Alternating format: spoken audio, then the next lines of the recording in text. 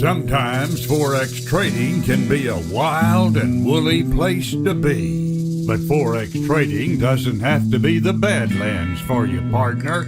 Instead, hunker down and bend your ear. You'll be burning the breeze in no time here at the Truth About FX podcast. Welcome back to the Truth About FX, and today is a very special one because we've got Hugh on the line. And how are you going, Hugh? Oh, pretty good, Walter. How about you? Yeah, great. As most of you know, Hugh is a Forex trader. He's been trading for some time. He's also been offering some awesome stuff on the internet. I know a lot of you are obviously following Hugh's Trading Heroes and all of the interviews and really cool blog posts that he puts up. I learned a lot of stuff from like reading your stuff that I never knew. So I know you offer a lot for Forex traders. So this is going to be interesting, Hugh, because I'm going to interview about living the 80%, how to live the 80% of the trading lifestyle while keeping a steady paycheck and learning to trade. So I'm really interested to hear more about this. So first of all, what do you mean by that? What is the 80% of the trading lifestyle while keeping a steady paycheck and learning to trade? What does that mean? Yeah, sure. So something I came across on my blog is that a lot of people think it's like an all or nothing thing. Either you're trading for a living or you're working a job, and they kind of want to jump to trading for a living right away. But they really want certain things out of trading that I found you can get through personal experience. I found that you can get with the regular job, so you can keep that steady paycheck and at the same time still learn how to trade and still do the things that you wanted to do as a trader, such as quit your job and have location independence, give back and support a charity or philanthropy, hang out with other hedge fund traders, or get industry experience that you can afford to trade the world, to travel the world. A lot of people think that you need to be rich and be a trader to travel a lot, but that's not the case. And the final thing that people want, the fifth thing, is financial independence. And that's the only thing that what I'm going to tell you about can't provide. So that's the 20% that you won't get, obviously, but you can get the other four things. Right. That's awesome. So, okay, so I understand, this is obviously what people want. They want the freedom that trading enables, and they kind of want the money, and they want to be able to have the time, that goes with the freedom to do things they want, like travel or, do whatever their, like the fly kites or whatever their hobby is. They like to do that, ceramics or whatever it is, that's their thing. So why do traders miss out on this? Like where do they miss the boat here? Yeah, for sure. I think it goes back to thinking, okay, I need to quit my job in order to get a lot of these things. And that's simply not the case. And as you know, that if your job, that leads to a lot of things like overtrading and, just blowing out your accounts because you're trying to trade more than what is prudent. So I think that if they can maybe switch their mentality in some of these areas, especially around work, that they can get some of these benefits without having to put themselves in this, that old crap situation. Yeah. I noticed, I read something the other day on one of your blog posts that you said you've never blown an account. That's awesome. Yeah. Like I found that really, like, that's like a badge of honor, really, that you've never blown an account. That's awesome. Well, thanks. But I don't know.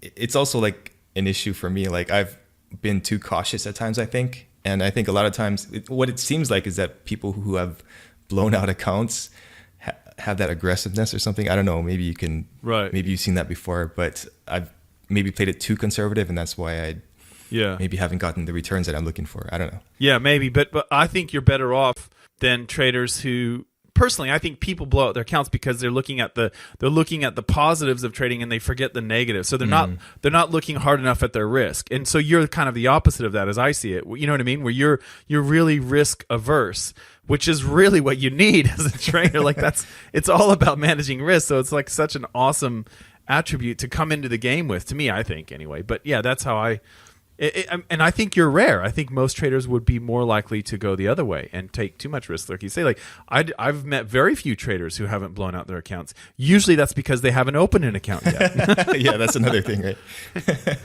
You know what I mean? Like usually those are the traders that haven't blown out their accounts. They say, well, I haven't traded live yet. I'm like, okay, that's why you haven't blown out an account yet, So yeah, that's true. Right. But the leverage is crazy. I mean, it's such a it attracts Forex traders to Forex is the leverage because they can see the pie in the sky. So, all right. So tell me more about, what mistakes I guess traders make here, because what you're basically showing us is there's basically another way. So what are some of the other things that traders are doing here, like kind of mistakes? Obviously, one is blowing up your account, taking on too much risk, but what other things do they try to quit their job too early, which is a big one, right? They don't have money saved up, so they're under their gun, right? What else? Yeah, sure. Well, just going to that, quitting your job too early thing for a bit.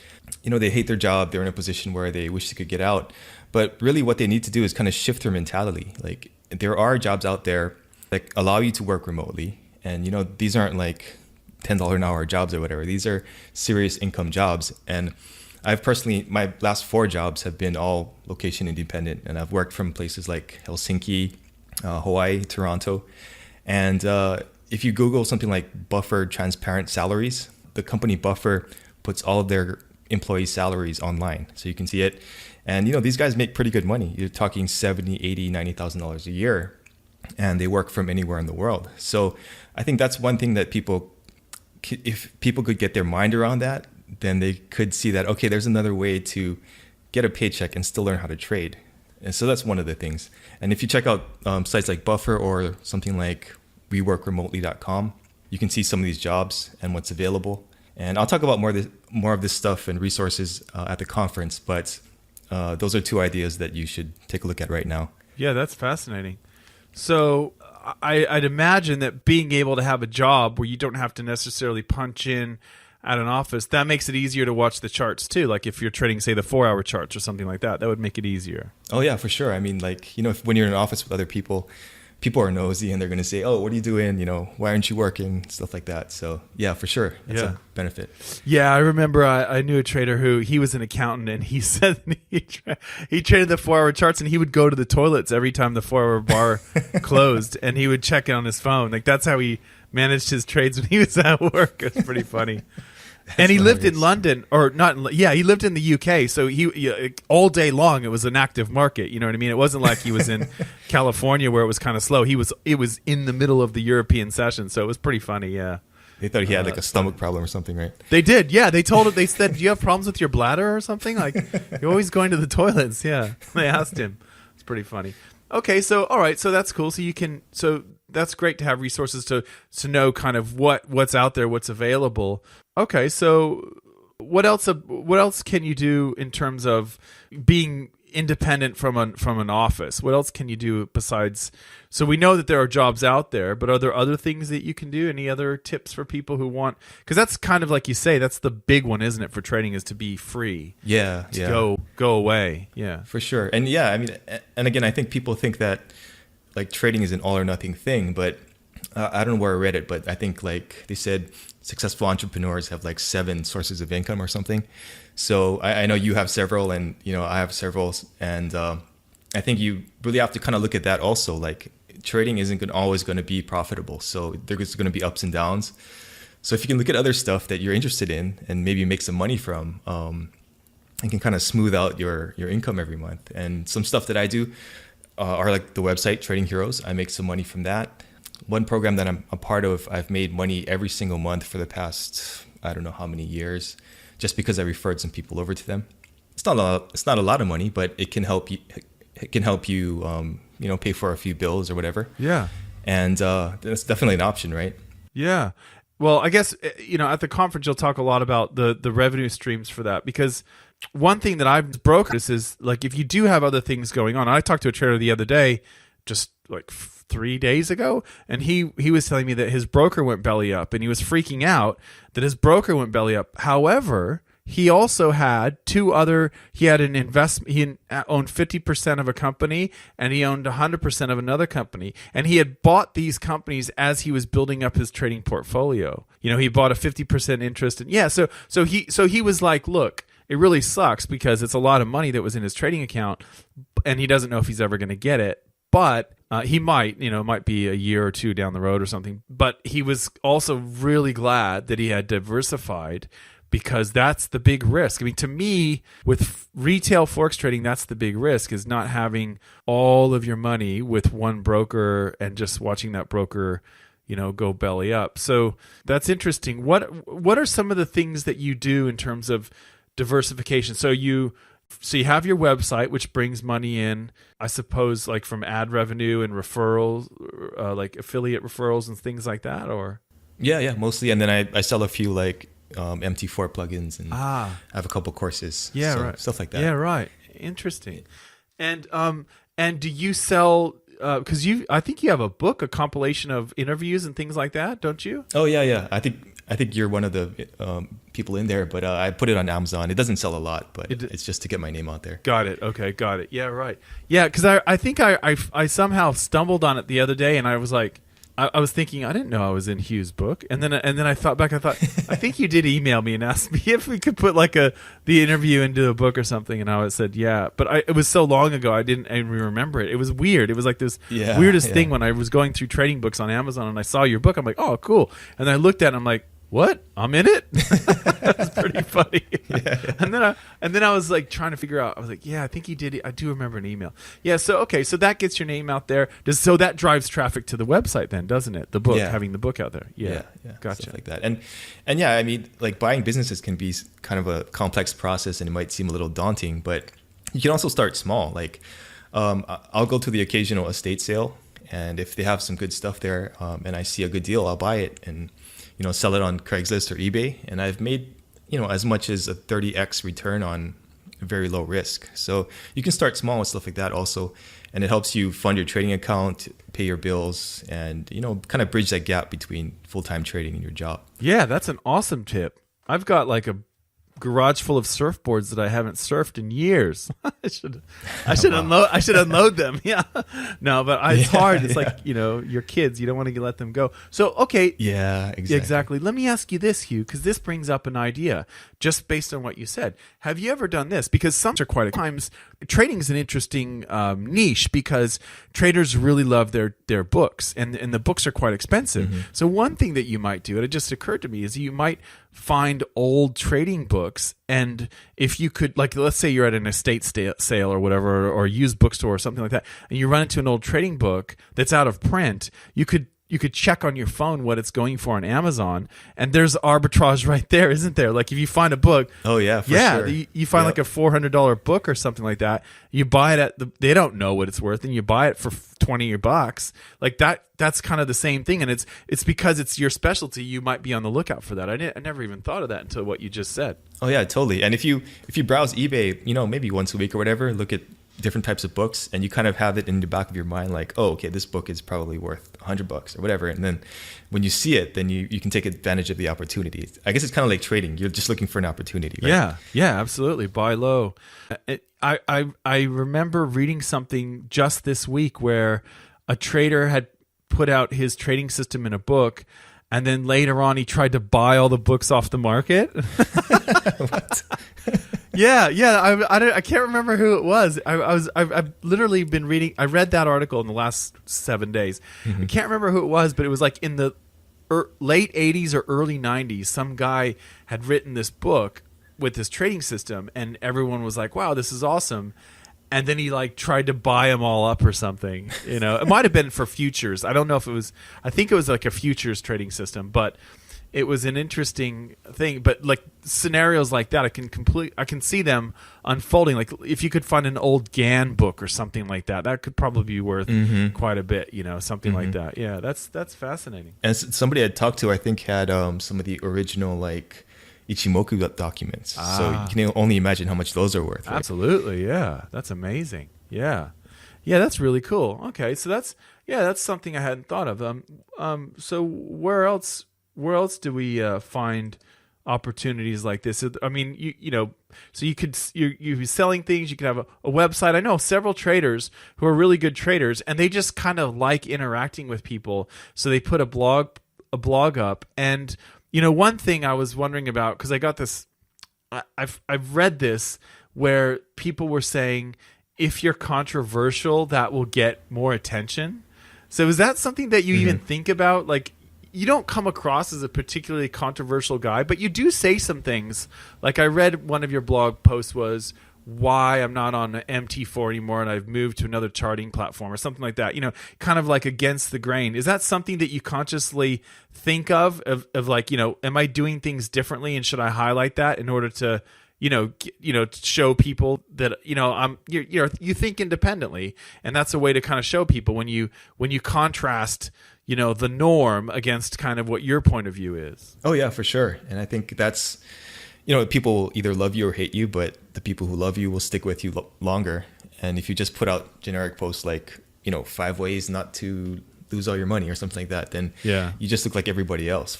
So for sure, I mean, I'll pick my spots, but putting out more controversial stuff can get you some attention. That's interesting.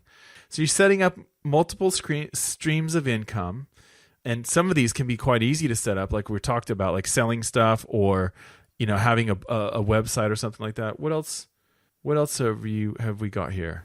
That's pretty much it. I mean, I kind of want to keep my focus on these few things, and I've been looking at some like cryptocurrency, but not from like an income standpoint. But expense. Just try to focus on those few things, and then work on my trading, obviously. Yeah, and what about podcasts? Is that because I found that for me, podcasts are quite expensive to have the team that puts them together and edits them and everything and all that, for the website of it. But what about, because I know like some people have like sponsors for their podcasts and things like that. Have you ever worked with that? Have you ever done that before? No, like I've been approached, obviously. You probably have also, but I think you need about, what was it?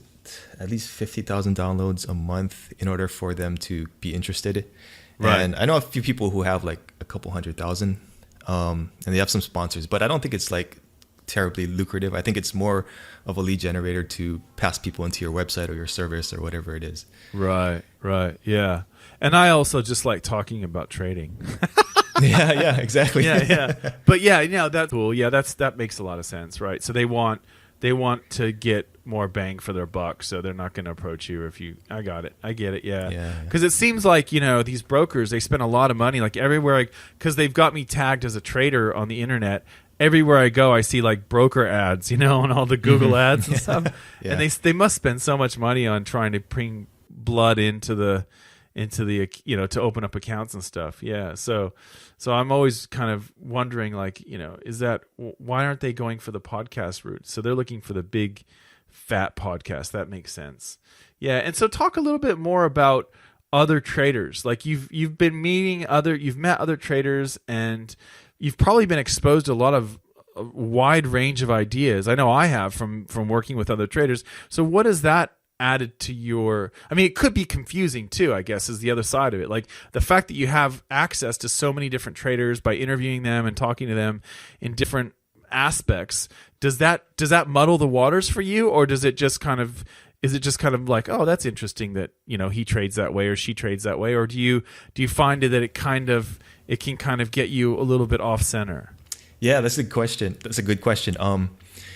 It actually did throw me off in the beginning, because I started the podcast way back in, like, what was it, 2000 and I forget, 12 or something like that. And hearing all these people, and most of the people all the people I interviewed are really cool. So you kind of like get into it with them, and then you start talking, and you can kind of see how their strategy might be really good. So I started exploring that, and then I interviewed the next person, and then it kind of got me off track a little bit, to be honest. But nowadays I'm a lot more resistant to that, and I've kind of figured out, what kind of trading systems work for me, and I kind of ignore the rest. So right. Yeah, that's what happened. Yeah, I could see that. I could see that happening. Yeah.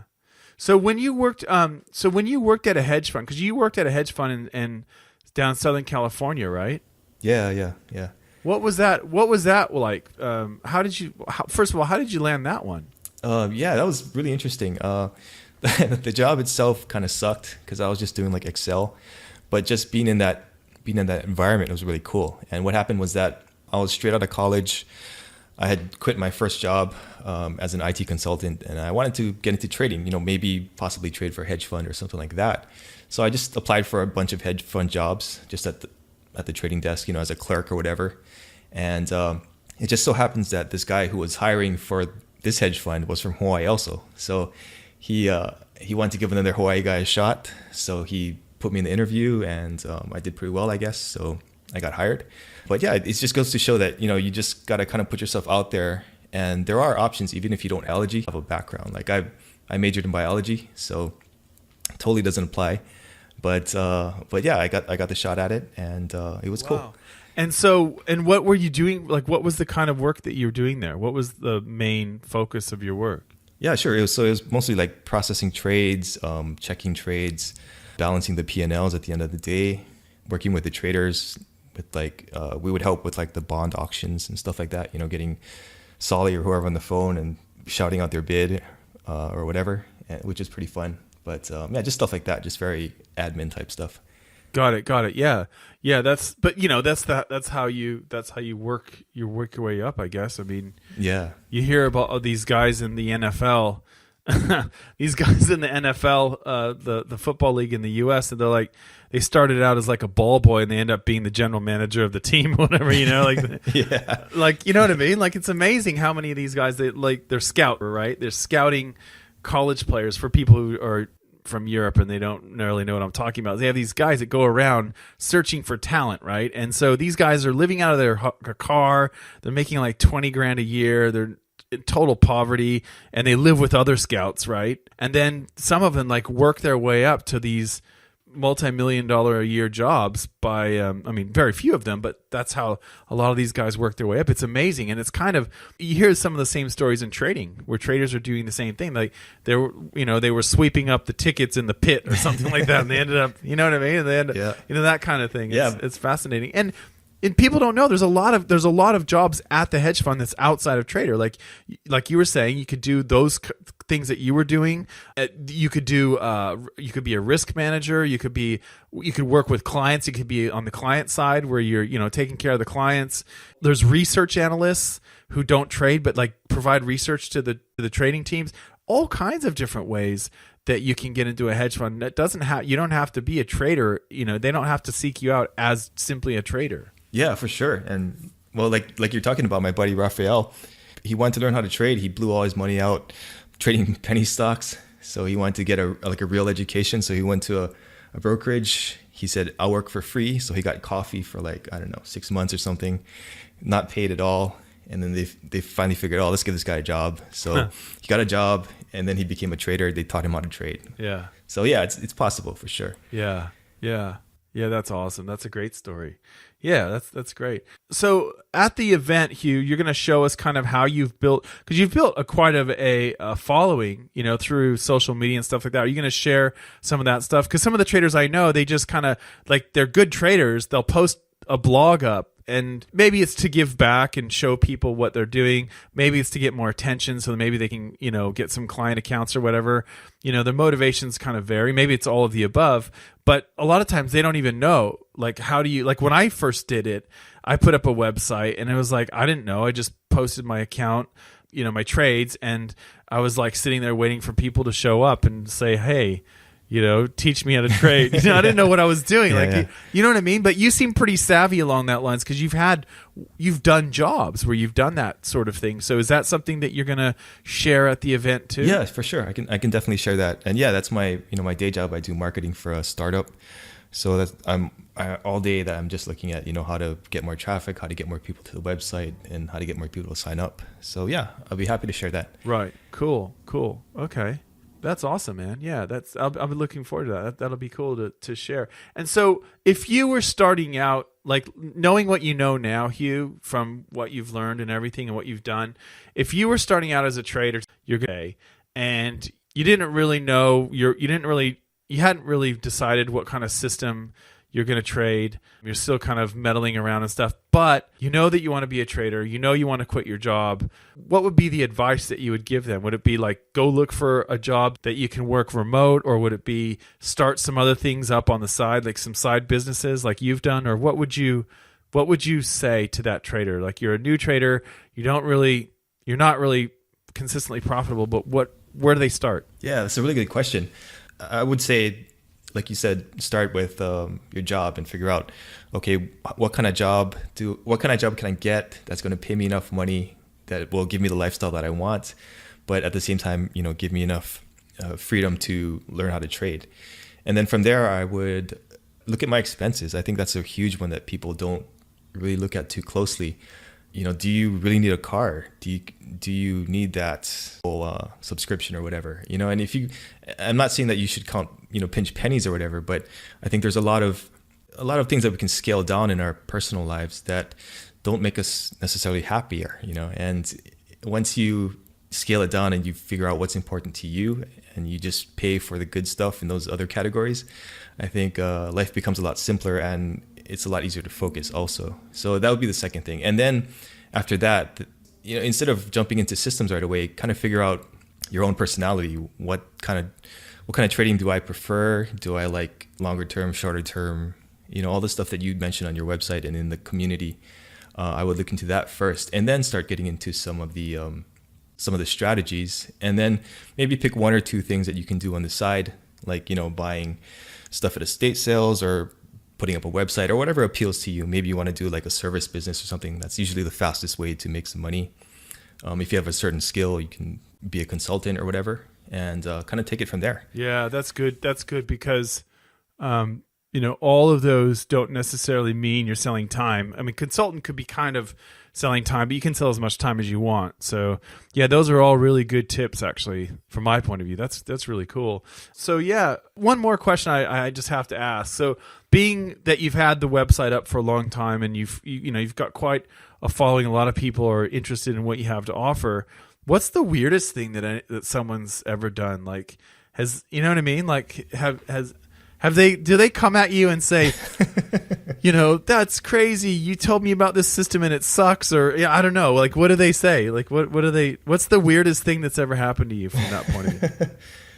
Oh geez, I've probably put it out of my mind at this point, but yeah, there's been some pretty weird stuff, but I mean, you get a lot of that flack, right? Like, oh, trading's a scam and all that kind of stuff. And I think I've been pretty good at ignoring that type of thing. But I think the weirdest stuff has been more like the traders that I've come into contact with. Like, there have been some traders where I can't mention names, but they're pretty high up there, and I would have never expected that they would contact me, but they did, and we chatted for a bit, and nothing really became of it. But I think it was just cool that you attract so many traders, even these really high up traders. Wow, yeah. That's really interesting. What's amazing to me is the number of really good traders out there who are just kind of in the shadows. They never really come out. It's weird. You get these people in forums and stuff like that, and in my own forum, and I'm sure like it's almost just like they're kind of like just keeping a lookout and just keeping tabs on what's going on. And you never know that they're there. Like, they never say anything, or they just log in, they just have a look around, and then you find out later who it is. And you're like, oh, wow. Like, it's amazing to me that you learn a lot by working with traders, I guess. I mean, I'm sure you've learned, like I have, you've learned a lot from the people that you work with. It's amazing. It's a great opportunity for education. Interview traders, talk to traders, work with traders. It's a really great thing. So that's cool that they've reached out to you. That's pretty cool. Yeah. Oh yeah, for sure. Yeah. Like you mentioned, there's this one woman that I met. I didn't think much of her, not because she was unimpressive or anything, but I just thought she was, just a regular housewife or something. So she was a friend of a friend. I met her at Starbucks, got to talking, and it turns out she has like a $5,000 trading account that she doubles every month or something, and she just lives off of that stuff. So it just blew me away, like, wow. Yeah, that's awesome. Have you interviewed her or anything like that, or just? No, I tried to get an interview, but she didn't want to do it. Yeah, it's tricky, isn't it? Some people just don't want to. They don't want to step out in the light at all. They're just like, So for all of you listeners, this is a good point. What Hugh just said, those people do exist. They're out there. And you'll never hear of them, and that's just the case. Yep. I mean, that's just the truth. So, a lot of people say, "Oh, Forex is a scam" and whatever. And sure, there are lots of pitfalls, but it can work. It does work, and you just have to you just got to fine tune your own approach. It's got to be your own approach. And so she's found her own approach clearly, and she doesn't want to talk about it. That's pretty. That's pretty cool. That's pretty cool. How old was she? Was she like in her 40s or 50s or? At like 50s, I think. Yeah. Her kids had moved out and everything, so her cost of living was pretty low. But at the same time, that's still pretty impressive. Yeah, exactly. Yeah. You show that to anyone. Awesome. And there's a trade for me, trade my money. Yeah. Yeah, exactly. Yeah. That's pretty cool. All right. Well, thanks so much, Hugh. Is there anything else you want to end with? This has really been awesome. I'm looking forward to hearing more tips on multiple streams of income and how to live, the 80% trader lifestyle. I think it's a really good topic, and I'm looking forward to seeing you at the event in London. Is there anything else you want to add or anything? Yeah, no, thanks for having me. Looking forward to being at the event and finally meeting you in person.